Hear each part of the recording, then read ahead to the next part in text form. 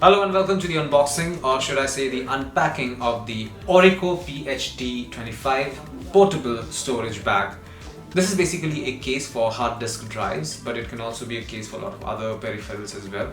There's an image of all the things that you can carry in this box over here. That includes as I mentioned earlier, a hard disk drive or a power bank, USB ports, cables, a lot of other peripherals as well, video cards, etc. I will remove this package and show you what's inside.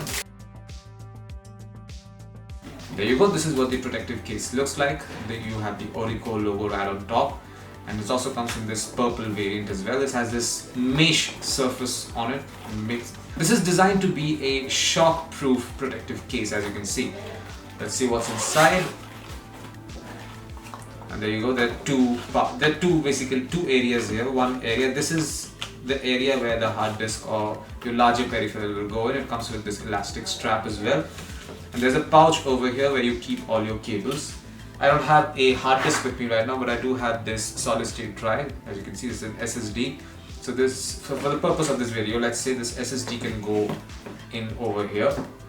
And the cable that comes with this SSD for connecting it to a computer, this cable can go inside this pouch over here. And then you can close it up like so. And that's it.